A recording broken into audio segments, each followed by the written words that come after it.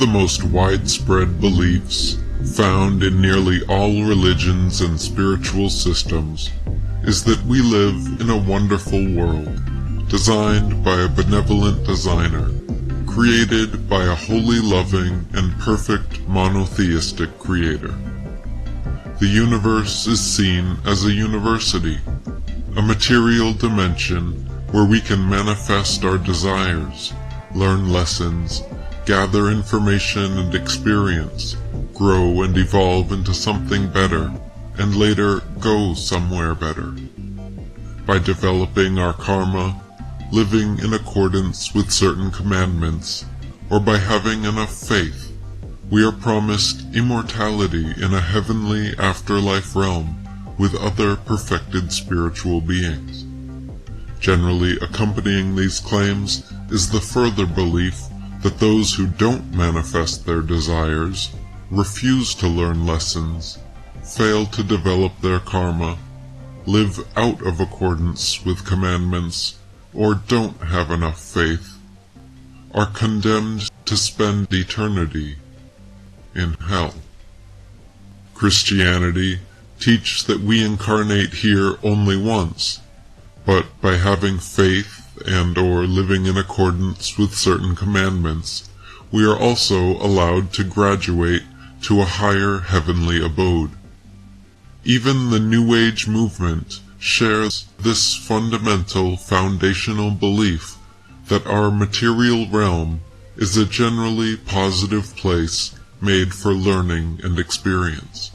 No formal religion have even breached the possibility that this reality could be a purposely negative place, created by a malevolent entity. If God is defined as omniscient, omnipotent, omnipresent, and a perfect being, wholly loving and benevolent, why are its creations so pitifully imperfect? Why would a sane God create psychopaths, sociopaths, predators, homicidal maniacs, and other insanity? Why is everything subject to entropy, aging, sickness, suffering, and death? Why would God create parasites like hookworms, ringworms, tapeworms, and lice? Why the need for skin-eating fungi, organ-destroying cancers, disease-breeding bacteria, and so many other chronic and degenerative illnesses, diseases, toxins, and poisons? Why did God create such a huge variety of terrifying and torturous natural disasters, from tsunamis, tornadoes, hurricanes, earthquakes, hailstorms, and volcanic eruptions, to droughts, famines, plagues, and pestilence? Why does everything exist in a predatory, hierarchical food chain where life feeds upon life and must constantly kill to survive? Why do we have no memory of anything before our births into this realm? And why are we never given a clear and unarguable history, explanation, instructions, or purpose for our existence here? Why would a perfect, loving, and benevolent God create such a horrific, malevolent, and confusing reality as this? Most people are quick to answer that the reason for this is because we must have pain to appreciate pleasure, we must have hate to differentiate from love, and we must have yin to understand yang. The world is full of dichotomies and polar opposites, so that we are able to experience the full depth and breadth. While I agree that some level of negativity is necessary to balance positivity, I would argue that this reality is unfairly skewed towards the negative. I have yet to meet anyone who could say with a straight face that they would honestly volunteer if they were awarded an hour of the most enjoyable worldly happiness, but afterwards had to endure even 5 minutes of excruciating suffering, I know of no one. The most enjoyable pleasures imaginable pale, wither, and disappear into irrelevance when pitted against the disgusting and horrific pains possible here. Consider the pleasure a predator derives from eating its meal versus the pain of the prey being eaten. The overwhelmingly negative experience of the prey far outweighs the level of pleasure experienced by the predator. The lucky lion experiences 10 minutes of mild gustatory satisfaction, while the unlucky deer experiences the extreme torture of being eaten alive and life ended prematurely, all for a sick game of survival of the fittest instituted by a supposedly loving and benevolent creator. Humans have a high capacity for self-delusion, especially when it comes to feel-good answers to uncomfortable questions. We also tend to remember things, people, and events more positively than they actually were. This psychological tendency, known as rosy retrospection, is a cognitive bias found in most people, causing them to remember the past more positively than it was in reality. Is it possible that most people are also suffering from a similar cognitive bias, causing them to downplay the abundant negativity present in this world? Could this metaphysical rosy retrospection make people blind to the unnecessary evils and inexplicable suffering here? Another thing that should become obvious, if you look at this reality honestly, is how easily we all get fooled. Once you realize that all the major organizations, either government, media, or advertising, are run by people trained in how to fool and manipulate, it makes sense what our realm has become. The longer you live, the more clearly you will feel that on the whole, life is a disappointment. To discern whether Earth more resembles a school or a prison, first consider the key differences between the two institutions. Schools are places of higher education and development, whereas prisons are lowly places of survival and atonement. In schools, students either pass their tests and graduate, or else fail and continue trying, whereas in prisons, inmates simply must do their time regardless.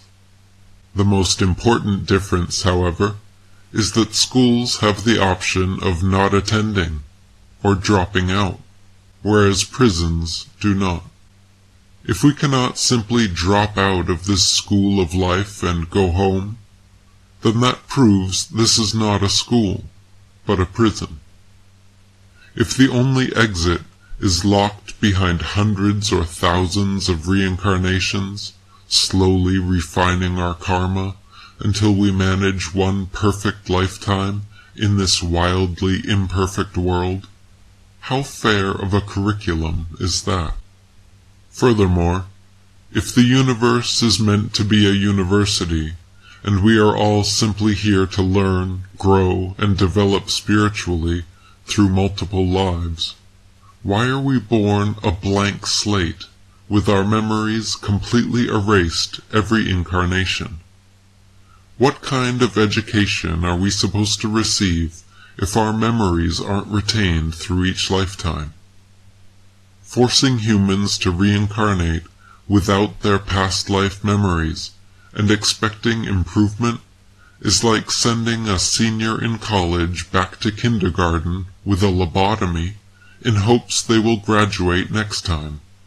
If Earth is truly a school with the purpose of teaching lessons and helping us grow, wiping each student's memory every time we enter a new grade is completely antithetical and mutually incompatible with this goal.